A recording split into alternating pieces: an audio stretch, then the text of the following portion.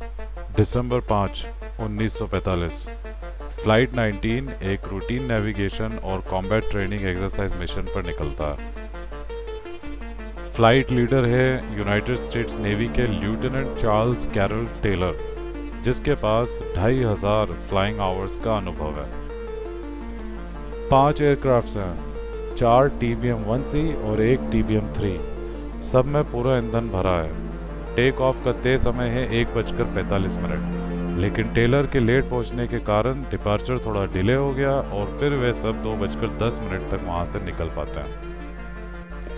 फिर 5 बजे इन प्लेन्स का लास्ट कांटेक्ट टावर से होता है रेडियो पर, जिसके बाद वो गायब हो जाते हैं फ्लोरिडा पेनिनसुला से अप्रॉक्सीमेटली 370 किलोमीटर दूर। इसी तरह 1918 में पहले विश्व युद्ध से भी चंद सालों पहले प्रोटियस क्लास का कोलियर जहाज।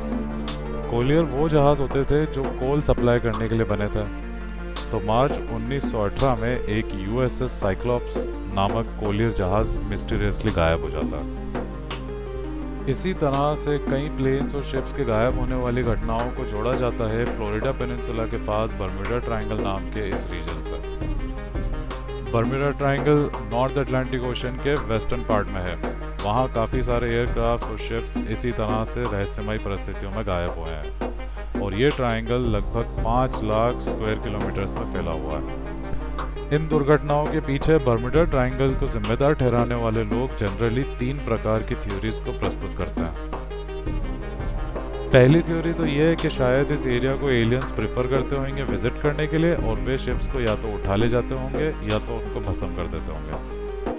फिर दूसरी थ्योरी यह है कि वहाँ पानी गहरा होने की वजह से बहुत बड़े जीव या डायनासोर्स वहाँ रहते होंगे जो अभी भी जिंदा हैं और उन्होंने ही इन जहाज़ों को गायब करा। और तीसरी थ्योरी यह है कि शायद ओशन में अंडरग्राउंड कोई सोर्स है बहुत स्ट्रॉन्ग इलेक्ट्रोमैग्नेटिक तरंगों का, जो कभी कभी ऊपर से निकलने वाले प्लेन्स या जहाज़ों के इंस्ट्रूमेंट्स को जैम कर देते होंगी, जिनसे कि फिर वो दुर्घटनाग्रस्त हो जाते होंगे।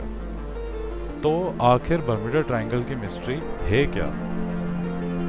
सज्जनों, लोग इस तरह की कॉन्स्पिरेसी थ्योरीज मार्केट में फैलाते रहते हैं। असली में अगर देखा जाए तो इन सब इंसिडेंट्स के पीछे कोई ना कोई कारण तो रहा होगा, जिनके चलते ये प्लेन्स और शिप्स या तो दुर्घटनाग्रस्त हो गए या तो पानी में डूब गए। और रही बात इस ट्रायंगुलर रीजन की जिसमें इतने सारे जहाज डूबे, तो इसका जवाब कुछ वैज्ञानिक ऐसे देते हैं कि दुनिया में किसी भी महासागर में कोई सा भी 5 लाख क्यूबिक किलोमीटर का एरिया उठा लो तो ऐसे कई प्लेन्स और शिप्स मिल जाएंगे जो वहीं डूबे थे। तो इसका मतलब तो यही निकलता है कि बर्म्यूडा ट्रायंगल किसी प्रकार से कोई स्पेशल एरिया नहीं है। यदि हम कोई भी ऐसा ट्रायंगुलर रीजन दुनिया के किसी भी महासागर का उठाएं तो इसी प्रकार से कुछ इंसिडेंट्स वहां भी मिल ही जाएंगे।